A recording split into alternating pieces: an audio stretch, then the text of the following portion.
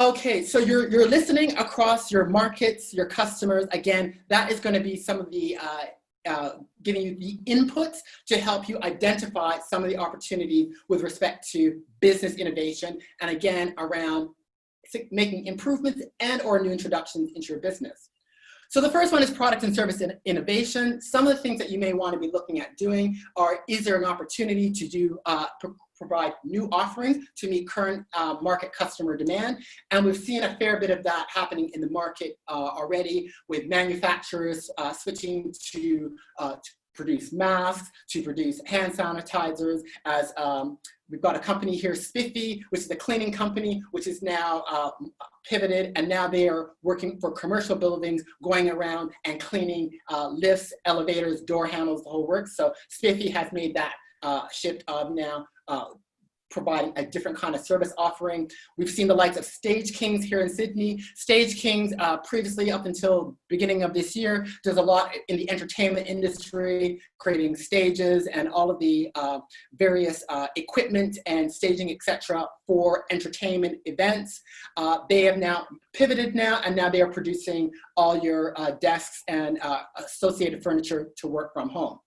So that's one kind of thing. You may also want to look at, see, are there ways to create bundles or solutions for your customers, whereby you have a core product or service offering, and then you add some value adds, which could be around training, reporting, maintenance, delivery, service and support, implementation, installation, analytics, research. Now with creating bundles, you can create bundles, which I say dial up, which provides a whole suite of value adds and offerings, or you may want to pare it down and provide a bundle which is focused around just one or two core offerings, one or two value adds, as a means of having a lower price point offering and or being able to serve a different market segment. So you could be using your bundling of your services to kind of dial up or dial down. Again, bringing together based on customer market need, what are some of the things that they may be needing for in terms of their broader needs set. So that's product and service innovation. Just some couple examples of kinds of things that you may want to consider. Organizational innovation. With regard to organizational innovation, one of the areas that you want to be thinking about is partnerships. Now, partnerships, aligning and having partnerships can be a great way for your business in terms of providing visibility and access to your target customers and eventually lead to sales. It can help you deliver value to your business customers by providing a broader set of, meeting a broader set of their needs and requirements. It can be very good by, depending on who you're partnering with, enhancing your market positioning and credibility, because trust, again, there is that degree of skepticism in business markets. So by aligning yourself, depending who you're aligning with, that can give that additional trust factor, that additional credibility factor that many of your business customers are looking for. Now, when you're thinking about partnerships, I want you to be thinking quite broadly in terms of how you may partner. You may, there are various ways that you may want to be able to partner. It could be around content. So can you create webinars, online events, blogs, articles, which are going to deliver value in the kinds of information, resources, and insights that your business customers are looking for. You might want to be thinking from doing some kind of joint research. Again, there is a big demand now for insights, understanding of what's going in the market currently, how are things moving forward, doing some collaborating, doing some research with a partner where you're providing views on your ecosystem, your industry, can be a great way to open up and lead to generating new leads and can lead to new business opportunities. Certainly thinking about referrals and referral networks, who you might partner with in terms of referrals. Co-marketing as well, in terms of how you may co-market, joint co-market your products and solutions, again, to help meet a broader set of needs, give you access to a broader customer base. Partnering, a couple things further I want to mention. When you're looking for potential partners, think broadly as well in terms of who could be your partners. Think of suppliers, think of other industry product and service providers within your industry. Are there partnership opportunities potentially with your competitors? Are there partnership or some of their partners? Are there partnership opportunities potentially with taste, unis, with certain kinds of startups. So think quite broadly in terms of both with whom you might partner with, as well as how you might partner.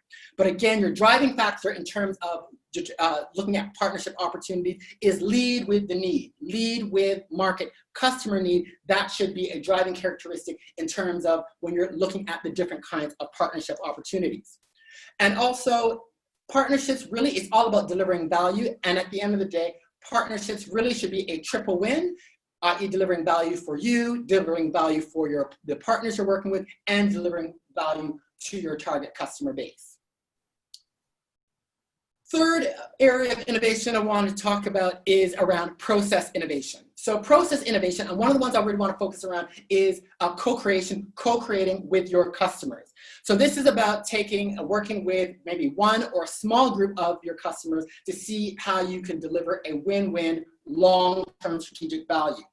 Now, co-creating with your customers, which my co-author and I, we coined the term B2B customer innovation. It can have a lot of benefits in terms of it can lead to increased spend through upsell and cross-sell.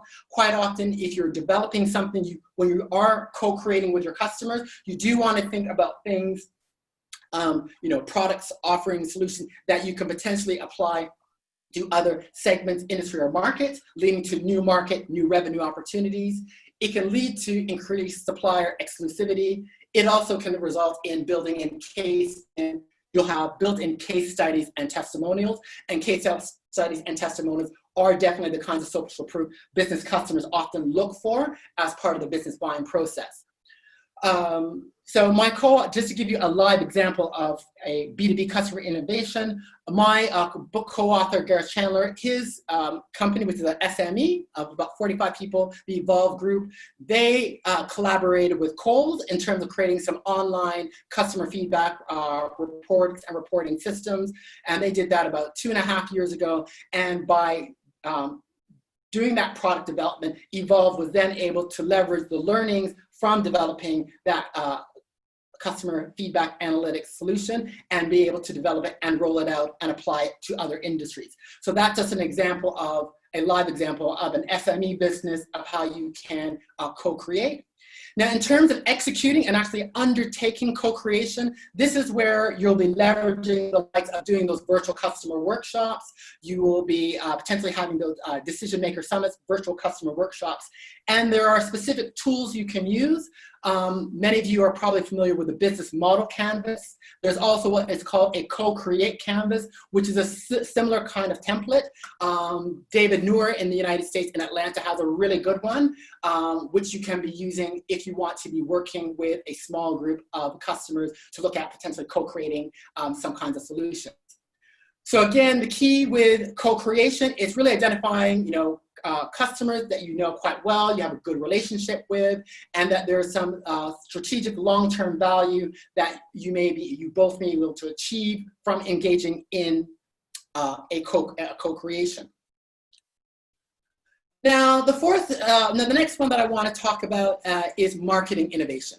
Now, marketing innovation, it's my area of academic training. It's an area I love, but it is an area that I do feel that for many organizations, not all, but is an area that businesses really need to step up their game in terms of what they are doing. Professor Mark Ritson, who was at Melbourne Business University, just wrote an article 2 weeks ago talking about his view of the role of marketing and how it needs to evolve moving forward. And I think this quote really captures it. Marketing needs to serve as a general manager that brings all elements of the business together and deliver value for customers. Marketing is, I think he's spot on there, because in recent times, marketing typically has the 4 Ps, product, price, promotion, place. I'm arguing, because I fully agree with Mark, that it really needs to be 4 Ps plus E, product, price, promotion, place, and engagement. It is about bringing all the elements of your business and working together across all the elements of your business to be really delivering value for your customers. Now, with respect to specific marketing innovations kinds of marketing innovations that you want to be considering, you may want to be considering looking at new revenue models. So are there opportunities for subscription models, membership models, development of platforms? Other innovations in terms of new introductions is account-based strategies. So for those of you that have complex solutions, high-ticket products and services, account-based strategy is about identifying those key strategic customers that you may have and that you're looking to work with, and really taking a holistic view of that entire organization and really planning out how you're going to deliver value to those organizations so that you can maximize and sell the opportunities that you get from them. Account-based strategy, again, that is where it involves heavy cross-functional interaction, something that you really want to be considering. Customer experience, B2B customer experience. B2B customer experience is an area, if you are in B2B, if you do not have a customer experience strategy, you need to get one. The reason why I say so is this. Studies have been done. 80% of business buyers are driven by their overall customer experience. 80% is their business buyer customer experience that drives purchase decisions. Only 20% is based around price. At the same time, the global studies were done, and the level of satisfaction with regard to the buyer's customer experience is quite low. So in terms of a new introduction you need to be thinking about, you need to be thinking about the business customer experience, the B2B, and from a dual perspective, buyers as well as users, because that is an area for which many organizations are not doing quite well, and it is a key important driver in the purchase decision. Very quickly, two other innovations you want to be thinking about as part of your business is influencer marketing. Influencer marketing is all about identifying the go-tos in your industry. I'm not talking about the Kim Kardashians, the Harry and Megans and the Kates of the world. I'm talking about the go-tos in your industry and markets, so that 99.5% of the population would have no clue who they are. But these are the people that business buyers, those senior leaders, these are the ones who they read their articles, they go to their events, they're listening to them at workshops, they're being quoted to in business publications. You want to identify those people and identify and look for ways that you can showcase their content, feature and promote them.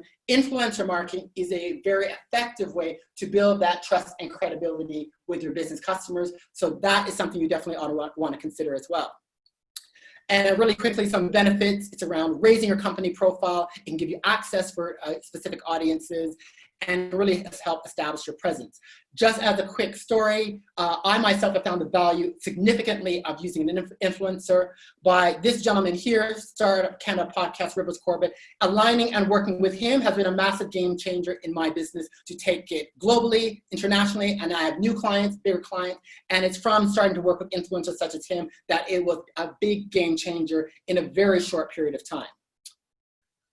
Another one you want to be considering about is advocacy marketing. Is really how you leverage your current customer base to generate revenue and more opportunities for you. Business buyers are really looking for authentic sources, social proof to validate their business decisions. Nothing is better than having customers speak on your behalf, and there's a program and set way by which you can do so. So I'm going to end off here because I think I'm coming up to my time. You need, as Clive said last week, you need to take action. You need to take action now. So think about, starting to talk to your customers, have those initial calls to check back in, see what's going on, what do they need right now, where are their priorities now in the short term, be listening to the market as well. So really finding out what's going on with respect to your industries, what's going on in your broader ecosystem, doing that by speaking to your colleagues, getting out and going on those video networking calls, going on live Q&As, doing your listening to understand what's going on from the market, and then of course listening and understand what's going on in your internal businesses to brainstorm to see where may be possible opportunities for business innovation. And finally, if you would like to learn more, you can go onto my website, Listen, Innovate, Grow. There's a wealth of content, articles, interviews. I've got Listen, Innovate, Grow TV video there, and it's going to be a lot more coming in May. If you wish to have a further discussion with me, I'm happy to have a free, no obligation discovery call. If you go onto that link, that will link into my Calendly. I'll be sending, making sure that Ivan gets these slides to send to you. Feel free, if you want to have a 30-minute chat, go on. I have time allocated in my calendar and we can have a chat. That's it. I hope you all found that useful.